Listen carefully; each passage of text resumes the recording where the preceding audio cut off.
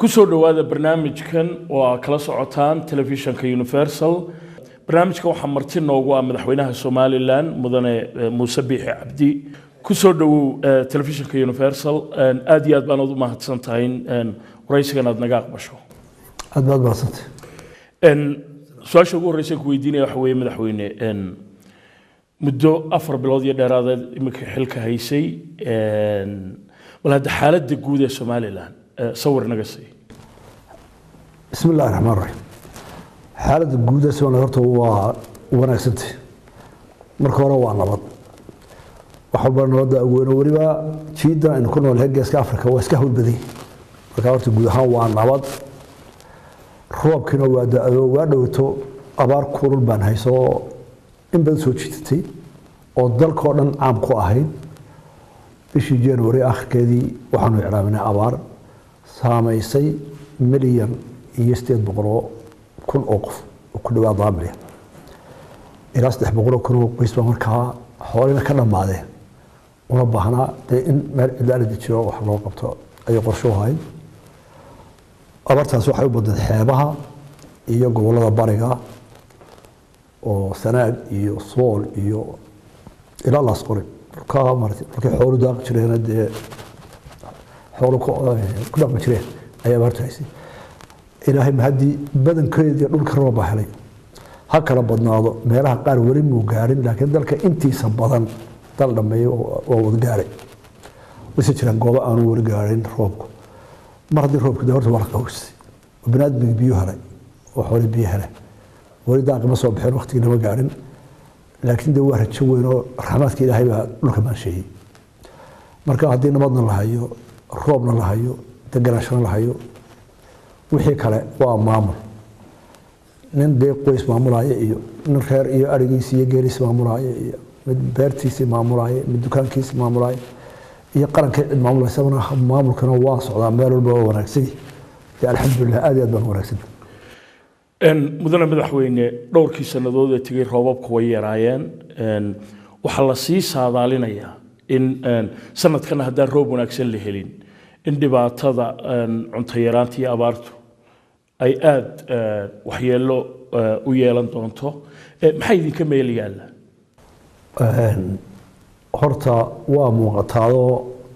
abaartu markaynu dib uga taariikhayno 20 sano mar bidix jirtay ama 30 sanadood ama 5 sanadood abaartii Hiblaayo la oran jiray marka muddo la barwaaqo jiray way soo koobantay oo soo dhowdahay marka waxa inooga meel yaala mar haddii cimilada isbedeshay oo si ay u miisaaneyd nolosha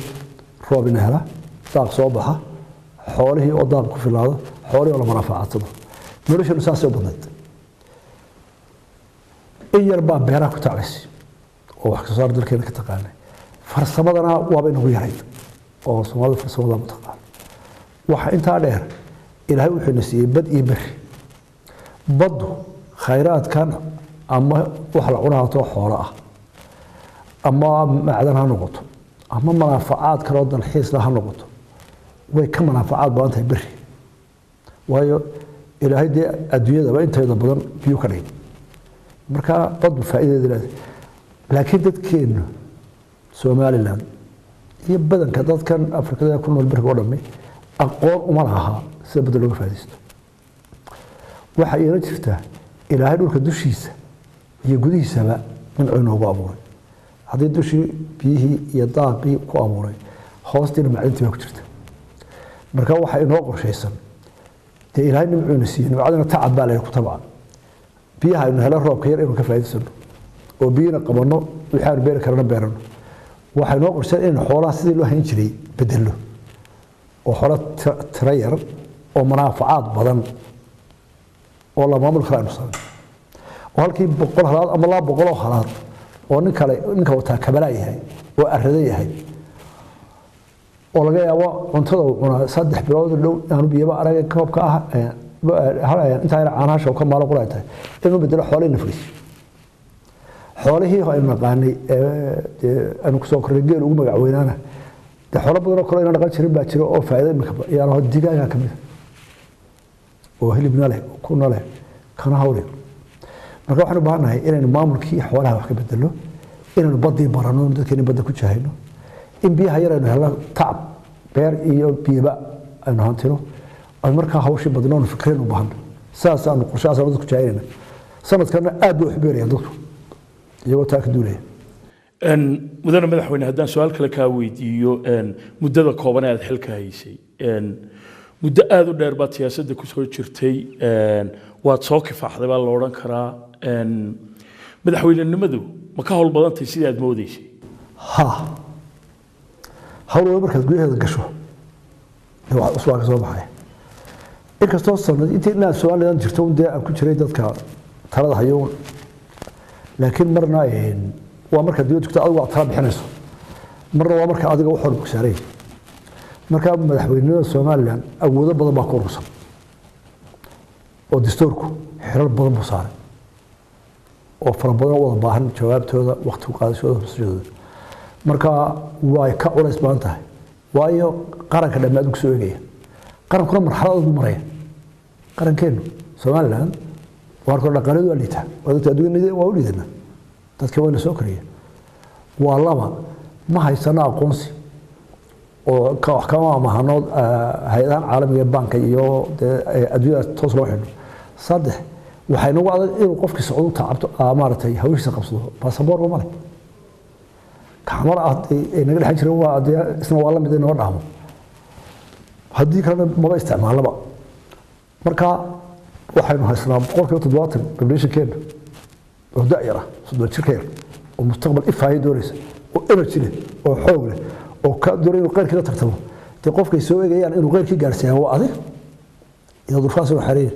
marka waxa soo culaysay way wastaha madaxweynuhu cursi dawladdii aad samaysay sida la qiyaasi karayo dadka umay wada cuntamin rag fara badan oo xisbigaaga miisaan weyn ku lahaa oo la filayay inay jagooyin wanaagsan ku soo bixi doonaan ayaan saaxadda lagu arag rag dhalinyaro badan oo dadka qaarkoodna ay leeyihiin khibradii loo baahnaa ma laha ayaa ku jiro ku badan sidoo aragtaa taadigu horta dawladdeeda in laga wada noqdaa suurtagal ma maaha ma dhici karto adigu iyo anigu si uu wax ma wada fikiro waxaad kula toosan baan la qalban markaan anigu tayda soo saaro dabcan faalad ka bixinaysa marka in dadku raali ka wada noqdaa ma gaari kartaa iyada kolka waa runtaada rag badan oo xisbiga ka mid ahaa oo dawladda kulmiye hore ka mid ahaa oo miisaankooda iyo garashadooda iyo aqoontooda waa ka maqan waxaan soo baahannahay in ka yar la soo koriyo anu waxaan ka duulay fikradda ah inuu dalku u baahan yahay dhalinyarada waliba wax baratay ee duruufahan imika ah aqoontooda iyo koskooda ku soo koray inaynu soo gelino saaxadda hogaaminta waayo ragga aniga iyo age-kayga iyo dee waa rag waaweyn muddo badanna saaxadda ku soo jiray dee waxaa loo baahan yahay in generation dambe lasoo tababaro marka waxaa la isugu miisaamay boqolkiiba qayb ka mida dhalinyarada xoogan qoladii hore qayb ku jirta oo waa araggii la leh marka waxaan u badiyay dhalinyarada oo iyagoo aanu eegay inay aqoon u leeyihiin wasaaradaha ka shaqeynaya waayo in badan waxaanu isleenahay waxa inagu badan siyaarahan u qiimayno hogaaminta waxa ugu badan qabyaaladdu ma soo saarto qofkii iyo shaqadiisa u doonaysay laakiin political influence bay yeelata oo qofku wuxuu wasiirku waa qolo anaga ma u didaya marka waxaan doonayaa inuu tuso misal wasiir caafimaad oo aqoonta caafimaad leh wasiir waxbarashada aqoon leh wasiir bank ninka hayo oo aqoon leh dadka qofkii aanu ka didin kuwa uu aqoonta isaga gaadho marka uu guuro war malaha reerka waxa ka wanaagsan mudane madaxweyne markaa tabeelaha way noo iman doonaa laakiin haddii su-aal kale aan kaasii weydiiyo taydii hore raggaa miisaanka lahaa markaa aad ka tagtay ma u cuntantay baad odhan lahayd mise sidaad adiguba sheegtay fartooda eersadeen way cuntamaysaa raggana waa arag waxbay dhisayaan qaran bay dhisayaan way tabcayaan haddii lagu dhaado xilka maanta u kaadi dee waana adoo bannaanka jooga xilka dhistaa taana waxaa ku tusisaa iskaba dhaaf xisbiga waa qoran maaha Soomaaliland waa saa u dhaqantay imika madaxweynayaasha noole daahir yaala ka mid yihiin Axmed Silaay ka mid yihiin iyo saddex madaxweyne ku-xigee xasan ciise cabdiraxmaan oo cali axmed yuusuf yaasiin waa nala dhaseen qaranka waa intii soo bedeshay way soo garab taageen wasiirada shalay bedelo kulmiye ah way wada garab taageen hebel kasta soo qaad dhankooda ka hayaan mashkaladu maaha maanta haddii la xil lahayn waayo inuu qofkii dee qaran inay hawsha gabay iminkaa lagu ixtiraam baday markuu dibadda joogo qofka waayeli mustaqbalkii hoo maxaa la weydiinaya oo toosi oo ila maamulaya xisbi ahaana saasaana dhammaantood haree ka taagay raggaa aad wada tilmaamaysa hebel dhammaantood ma garab taageen mudane madaxweyne faallooyinka kale ee laga bixinayo dowladdaada waxaa ka mid a markay timaado xagga beelaha inaanay isu miisaanayn oo maadaama doorashadii aad loogu kala qaybsamay aad ku soo baxday aad adiguna xoogga saartay beelihii taageeradaadu ay u badnayd dooda dareen noocee baad ka bixin lahayd waxaan ka bixinayaa adigu tiriyo kaabeelka intaad soo qaado tiriyo haddaanu balanskii reeruhu iyo aan la isu miisaamin dee waa runtaada faalladaas hadday isu miisaamin tiraabed ay taalla meeshii waa wax la yaqaano la tirinayo markaa la isku haysta beeruhu ma miisaano tirada waxa weeye xisbiyada markii la soo baxo ee xisbi soo baxay inaga dhaqankeena dad walba waa dimuqraadi laakiin dad walba haddana wuxuu leeyahay cultural iyo dhaqan u gaara inagu marka soo baxna dimuqraadiyadda haddana dowladda dadka waa la wadaajiya si loo wada gaaro waa xeer aan iska raacay marka xeerkii beeruhu ma jabin waa miisaamay waxa laga yaabaa ninka faalloonaya imaagaya wuxuu ka yaabo inuu leeyahay ciddii xisbiga kala ahayd maadkeeni anu markaan baalaskareeyey miisaanka gobollada ee dowladda gobollada u qaybiyey dee xisbigii raggii gobollada xisbiga ka shaqeynay baan ku daray markaa dhaliisha haysuwin ha isku dhumanin waxaad tiraahdaa maad ku soo daran xisbiyadii kale taas waa run markay dadka arrimaha ka faalloonaya madaxweyne arrintan ka hadlayaan ta xisbiyada kama hadlayaan oo dabcan nidaamka Soomaaliya waxa weeye xisbiga dee guuleysta ayaa dawladda soo dhisa laakiin tabeelaha markay ka hadlayaan ayaa ay leeyihiin isoo miisaan dee xisaabaad u soo saar ila boodar taqaanaa kan qalli warqado halka dhiman mashkaada waxa leeyahay maxaa hebeladii kale ragga xisbiga la shaqeeyo keeyay balas kuma qaldana haddii su-aashaan si kale kuu weydiiyo nidaamka xisbiyada ee Somaliland oo muddo lagu soo caanamaalay dadkii waxay leeyihiin xisbiyo beelaysan bay imika noqdeen oo beelo ku salaysan oo sidii la rabay iyo mabdii loo sameeyay baalmarsan taasi ma ku muuqataa adiga ha yaa eedale su-aashu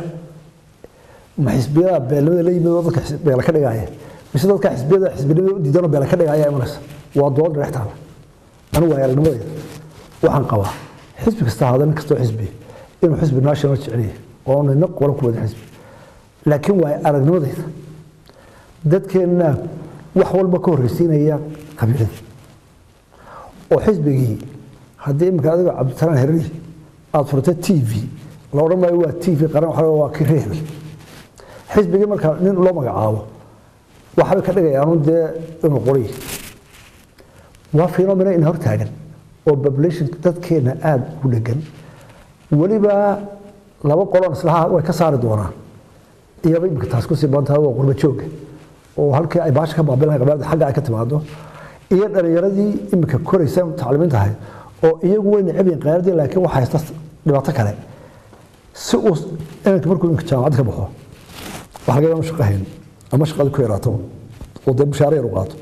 waxa taageero family-giisa hadduu xamso waxa taageero family-giisa hadduu gursado waxa taageero family-giisa marka tacliintiisa dhanba ka dhaawacanto ila insurance-kii dawladda mujtamaca kala ma haysto insurance ma haysto baadina ma hayo oo uu toos ku taga ma haysto marka wuxuu ku dhibadgaroobaya markasta family-gii ninkii isagoo mutacalima oo koray waa dhowr fatira ayaa haddana wuxuu ku 50% reerkii marka dadku hogaamintiisu waa dhaawacantay marka dadka xisbiyada ka dhigaya qabaa'il waana marxalad ku gudbi doono laakiin mudane madaxweyne maanta taladii adag gacanta ku haya kala qaybsanaantaasna adiguba waad qirtay inay jirto maxaa kaaga meel yaala horta waxaan aaminsanahay nin walo madaxweynaha ka soo noqday ama siyaasad hogaamiye inuu doonayo inuu dadka ka saaro qabyaalad anoo dad wanaya waxaana jirta waxyaalo waqti dheer qaata baabiintooda culture-ka marka waxa iga meel yaala waxaan waayay arag waa u sheegayaa intaa badan dadada waa faaxay soo jirtay in aanay qabyaalada meel lagu gaaraynin iyo kala qoqobnaanta oo aynu u gudubno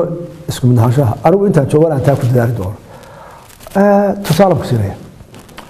imika xisbiyadii mucaaradkaan tartamayna anu markaan meesha midba waa u yeedhay 3-4 jeer halkaa dad badan waanu imika dad marka timaadeen maalintii aan xilka la wareegay waxaan ku dhahay waxa igu waajibay inaan ku jiibsado wali marka wax la qaybinayo qolada aniga doortay waxaan haddii la doodaan waan qabeena talaabada qaaday laakiin ragga iga soo jeeda uma weli dood bay ka qabaan waa tiriyee waan ku jiibsanay maad fulin yani waxay yaraysanayaan talaabada qaaday Soomaalida waxay tiraahdaa laba nin weligood isma fahmaan laba nin walaali waa nin hodana iyo nin faqiira kan hodankii waxay wuxuu tiriyaa wuxuu bixiyay inta qaalmood uu siiyay inta goro uu siiyay kanna wuxuu tiriyaa intuu qaday in misahan baan qaday oo waa halkay soo yiri marka waxa laga yaabaa mucaaradkii inuu tirinayo inta dhibaato isku tirsanayo ana waxa laga yaabaa tirinta inta talaabeen qaaday marka doodaas sidoo jiraysa laakiin aniga waxay waajibay inaan mar walba ninka iga soo horjeedo ee aanu dalka wadaagay ee aanu hogaaminta wadaagay ee ila dalka wixii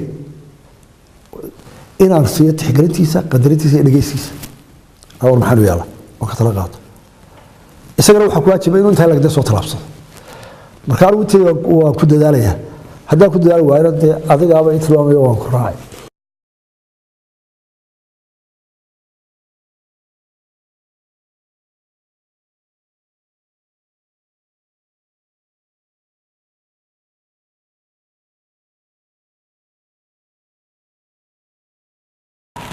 حزب الخير بولي حير بانك رقمه حزب جوا ورشين دورة ومدحوني ورشين دورة ومن مدة أنت تصير في وقت أي مدرسين راح تكون أي حير كلها في ماي مركا حير كحزب هي وقت جيس أيام بالورشين هي وأنا وحنا حيرة جورمن نقول إيش مركا حزب سوق وقت سقاطه حزب هذا جو أنكره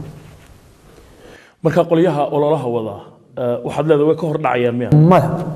waa soo dhaweynaya xaqna waa u leeyahay nin wal oo maanta yidhaahdo xisbiga ku tartamaya murashaxooda socdaanayo meelo badan baa xisbiga ku tartamaya gudoomiyaha lagu tartamaa madaxweynenimada ayaa maalinta qolo dowlad salaam ilaha la sii qorsheeya oo lagu tartami doona golay dhaxal lagu tartami doona kiifulinta lagu tartamaya xisbi waa doorasho joog markaa diyaar laga bari maayo diyaar markuu xisbi soo hawi soo dhamaysto goormay noqonaysaa markaa marka shirka xisbi soo eelaamiyso bilan go'aamin maayo waa laga tashanayaa mudane madaxweyne marka la eego arrimaha Soomaaliland muddadii aad xilka haysay arrimaha ugu waaweynaa waxa ka mid ahaa DP World iyo heshiiskeeda iyo saldhigga military ee Imaaraadka oo dawladda Soomaaliyana dood xoog leh ay ka keentay horta labada hawlood haddaynu kala qaadno DP World iyo dekadu way socotaa tii saldhig wax ka maraysa way socotaa way saldhigga waa ka heshiinay waa ka kareenay hawsina way socotaa waana Somaliland iyo dawladda Imaaraadka Carabta cid saxad muqsiso saldhiggu marka laga tago dawladda Soomaaliya oo dabcan saynu ka warhayno aad uga hadlaysay dadka ka faalooda arrimaha ammaanka ee gobolka waxay tilmaamayaan sidaan filayo madaxweyne inaad ka warhayso in khilaafkii ka taagnaa wadamada khaliijku ee ku saabsanaa dalka Yemen in imika Soomaaliland ay qayb ka noqonayso marka saldhigga la furo taasi ma ku muuqataa adiga adduunka oo dhan tartan ka dhaca dadka uu saameeyo iyagoo walba adduunka oo dhan waxa saameeya tartan ka dhaxeeya Ruushka iyo Mareykanka meel walba adiga arkaya Suuriya waxa ka dhacaya oo la isku haysto meesha Suuriya Mareykanka iyo Ruushka ilaa inta aad soo jirteen waxa socdi Cold War dadka xoog waaweyn ama dhaqaale ama xuduud military ama ideology xoog leh way saameeyaan adduunka waana isoo saameeya marka khilaafka khaliijka iyo ka Ruushka Mareykanka ka dhaxeeya iyo ka Afrika iyo Carabta ka dhaxeeya wax waliba way saameeya qofka waxa laga rabaa inuu isagu dantiisa ku jirto ee dalkiisa u dana mustaqbalka fog oo si halkaas ah roon way wixii dhan adduunka soo sameeyay waa iska dhaxda maarata marka Soomaaliya danteeda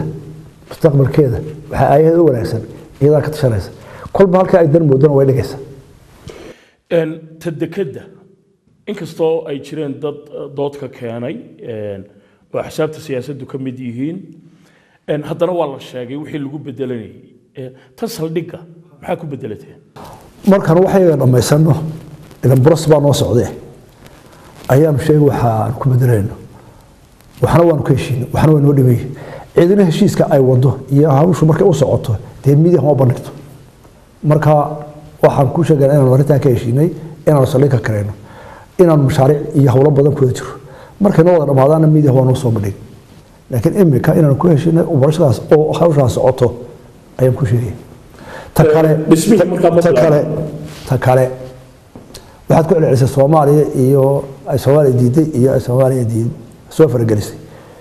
taa ku dheeraan maayo de Soomaaliya haddii ay tiri afku iska xumayso colaad bay korarsatay anagu horumar iyo wanaag baa loo doonay dadkooda wixii ay qabsanayaan horumarna waa ugu baarkayna tusaale ku siinaya imika dowladda Imaaraadku boosaas ugu joogtaa Soomaaliya dekedooduna way joogtaa waliba ciidan ugu tababarta ammaankooda Kismaayo waa joogtaa Xamarna waa joogtaa bal waxa deked ganacsi iyo hawsha saldhigga ee berbera loo yiri ma iman karaan marka hore kaba soo qaadanay awood leeyihiin qolada Xamar ay ku joojin karaan sababna noqonaysa ha noolaan Soomaa laba iyagoon awood lahayn waxaanu awood lahayna soo godow ka horreysay misliya xubaan marka tiraada waxa xoog qaran tiraada waa kaalad galabayana Soomaha godob iyo nacib kaba dhaaf waxay geeyeen meesha golaha ammaanka dhanna waxa la leeyahay isku doonaan walaalo waan soo baahana iyana kala tagi inaad lafahaaga dhaqaalo u hesho oo shaqaystaan golaha ammaanka loo geeyay kalgacaylkii lixdankii iyo dawashii jirtay iyo inta imika la Soomaaliyeed waa doo walaalo soo baahana iyo halka tagaya soo boqol sano cadaawad faarad mu abuurin wax kale kordhi jiilkan iyo ka maqla iyo ka imka dhashay iyo ka jooga colaadu ka qaada boqol sano midood xawar talaabada qaaday reerka taliya marka colaadu bay abuuran kuwaas markii arrimahan ay soo baxeen madaxweyne waxa sheegteen in ay ka baxdeen wada hadaladii Soomaaliya kula jirteen wada hadaladu marka horeba intii aanad xilka qaban waad ka warhaysay may ahayn Soomaha qaar Somaliland iyo Soomaaliya ka soo go'ay waxa ay qaar beesha caalamku ay ku talisay horta tala la qaatay oo Somaliland u tahay weey Somaliland madaxweynaha iyaga isaga kuma qaato tala aanu kala qaado umada u bandhigay baarlamaanka dhaqanka axsaabta mucaaradka oo ka tashan markii arrinta la keenay 2012 aanu halka galalay hadalkii waa la galay wax midho badan sax muu dhalin laakiin wuxuu ku ahaa oo in kana bini'aadamku kala sayay si kasta isu diideen oo hadlaa waraysan bini'aadam hadii kale istilaya oo dhimanaya oo istilaya oo isku dhimanaya marka waxay ahayd xarigii loo jeeday shacrawi xariga iyo go'in ayuu horta ahaa waana aqla imkada loo leeyahay dadku inay hadlaan bay ugu jirtaa oo hal wax lagu dhameeyo marka isla taa ku dhameeyo marka kunti ila xisbigana waa kulmiye dowladda kulmiye bas bedeshay saacada xisbiga socota wada hadalka anagu waxaan ka wadnay bal hadda iyo go'in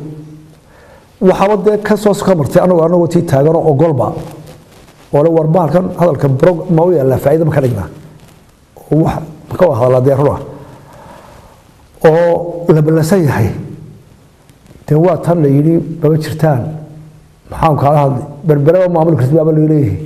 te tan yurad waxa loo dhiman say u nool hal xidh berbera golaha ammaanka u taga te ninka halka ay la maray maxaan ka hadala adaan ku weydiinaya haddii mudane madaxweyne beesha caalamka oo markii horeba fikradan lahayd ay markale idinku soo noqdaan ay yiraahdaan wada hadaladii ku soo noqda ma yeelaysaa mar walba iyadoo caalamku oo dhan qofka si naftooda warmo hadala bini'aadam hadal ku noqdo oo hada laakiin hadalku de shuruudiyo wuxuu yeelan doonaa de maxaan waxaad ku hadlayso qofka aad hadlaysa maxaan wax badan baa la soo diidaa hadda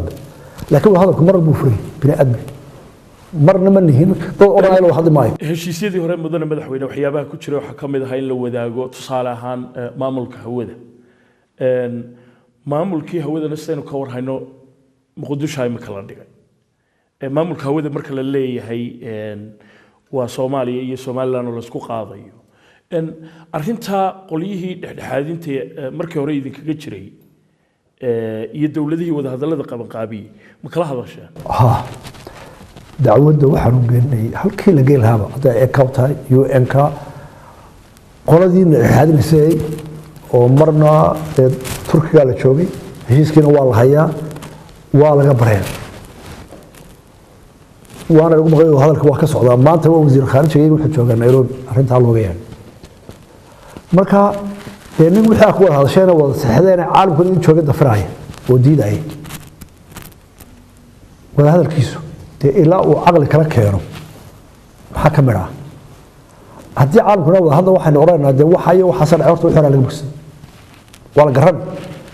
حتى هذا يسوي هذا مرة والله وحلا وحي ورد شيء كم صحدي والله هذيك لو وكل هذا واحد دونا عن يلو تقول هذا كلام ان مدن مدحوين ان مددي حلك هيسي ان اسكو هرماديا ka dhacay xadkan Somaliland iyo Puntland ان اسكو هرماديada maxaa soo cusboonaysay اسكو هرماديا اسكو هرماديا horan malaha maciidankiina ka guuray meel degan meel kala degan oo jeeda sadagaal kale wararku waxay sheegayeen ciidamada Somaliland iyo kuwa Puntland inay isku dhacaan way jirtay bishii January February xeedii ciidankaygu inuu ka guuray Somaliland gudaheeda goob kamida oo Somaliland gudaheeda meel ka badan oo agdishay way jirtay qaylo badan oo ka yeedhay Somaliland Puntland oo ay hawada ugu soo duusheen wana ugu soo xadgudubteen إما كنا أي وريك وضعنا أراها عالم كا يجوده هذا بدل كنا لقوا أبلاد دجال أو أسكالين أنا بتهم قبله ما ندوري كم أنا حد قبين أنا واحد هجانا قرطها سومالا حد كيدي واحد كإنجليز كيو تريانو كلاس سمستين وعالم كله نوكسوني هاي أفريقيا كل سنة هاي سومالا ناس هسي شفتها قرن كتي أنا سومالا جديد نكتير مال بنكو جوري مال كلامك way jiraan walaalayna qoonsadeen in maalmo xabada ka dhaceen shaqaaqeyn ka dhacday aan weerin ilaa in makana ay qolada Puntland Soomaaliya ah jaarkaan walaalayna wanaag inuu ka dhaxeeyo ay tahay ay culays iyo qayb badan kaliya wada u soo xadgudubteen waxaan isku fahamsanayn xaggan ka soo xadgudub anagu xadkii Soomaaliland baan ku jiraa waliba 6 kilomitir baaray markii walaalayna qoonsadeen ay ka arinta aad uga qeyriyeen ma waana raqayn halkii iska joogna ma ana xadkii baa inta loo jira waan soconaa kuwana waxa la waxa qoostay walaalay maanta aan kule war anagu Soomaaliland xid baan ku jiraa Soomaaliland inta saan oo hadhay war xadkii la wada ogyahay Soomaaliland iyo Soomaaliya taariikh u dhaxeeyay maxaa la qoonsaday waxa la isku afkaranay mudana madaxweyne markaan ku soo noqono arrimaha Somaliland sidaad ka warhayso waxa qabanqaabadiisu ay socotaa shir beelaha qaarkood ay ku baaqeen waana beelaha saluugsan saamiga ay ka heleen dawladda shirkaas aad u aragtaa shirkaas oo dhoweey Soomaaliland waxa ku caalamaash markii wax garow shirtaa wanaag ma ka soo baxa هدي شيء سود وحبا وقولين تستورك تذكرين إشرار عبران رأي عبران مركز شركة شرنا بدين حق بلين وحكت شو حق قنصريان حدي الدولة أنا قال حق قنصريان حق بوليه وأنا وهذي توبيحي أنا هاي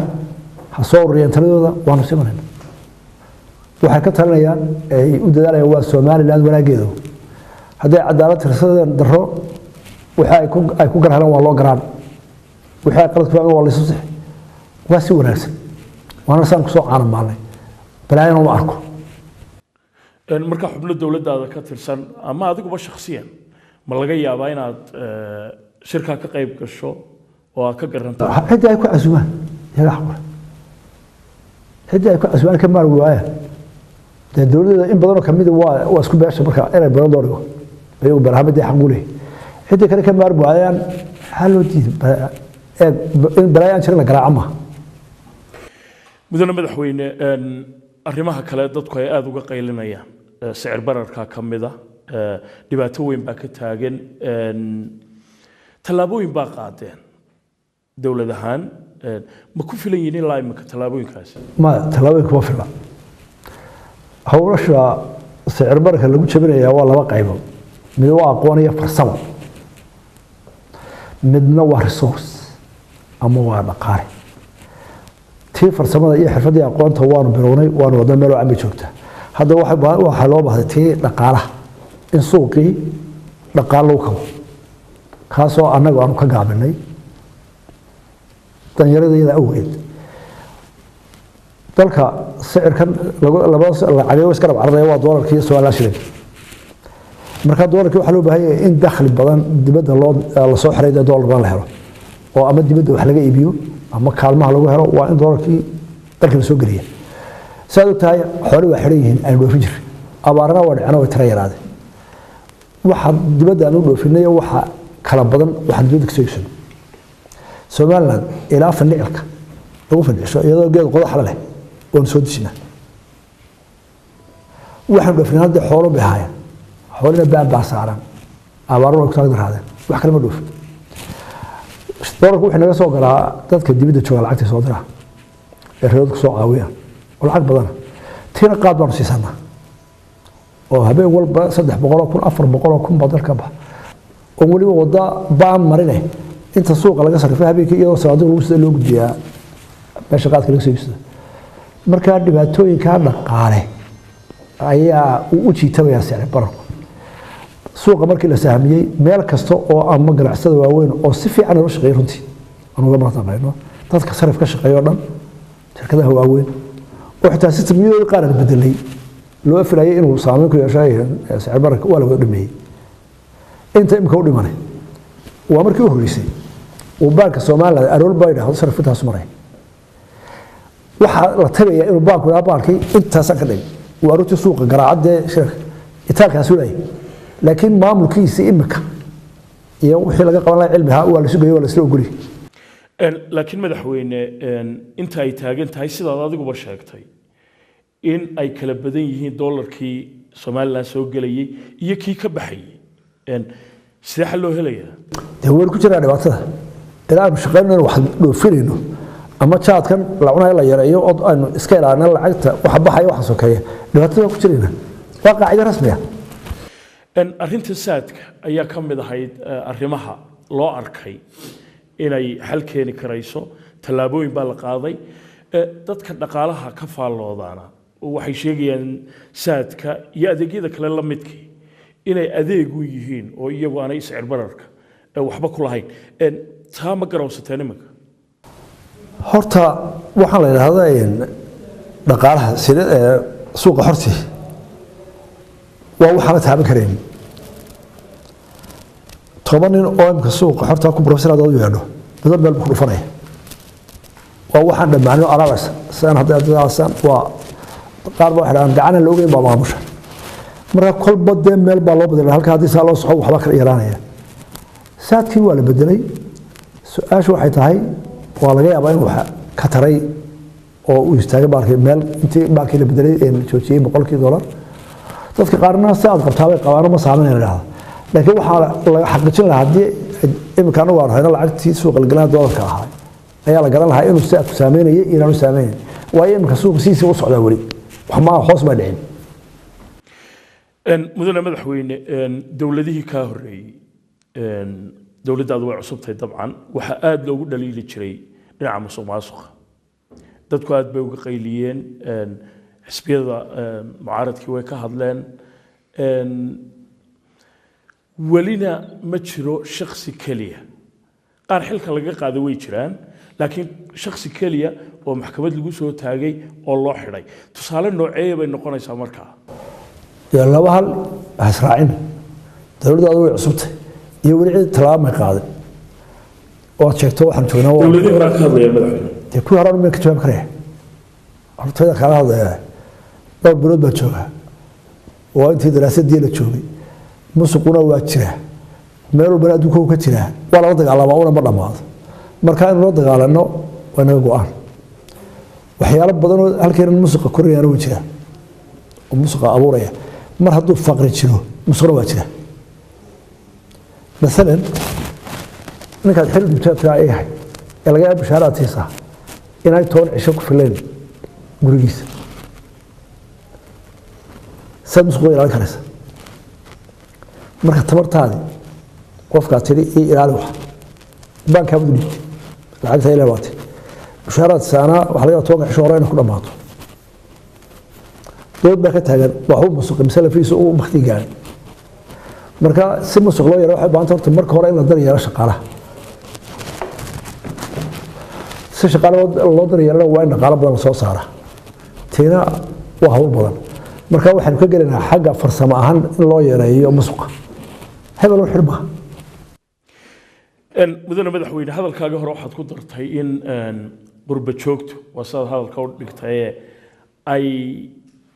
qayb ka yihiin dhibaatooyinka maanta jira iyo kala qaybsanaanta sidaynu ka warhaynayna qurba joogtu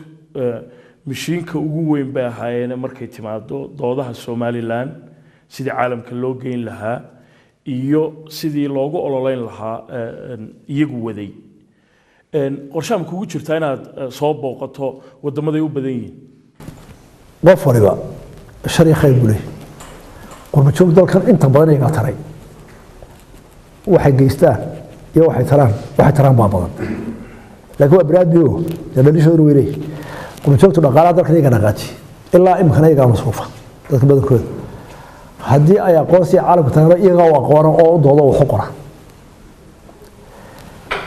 marka qaranka tiir weyn bay u yihiin baa mashruuca dalka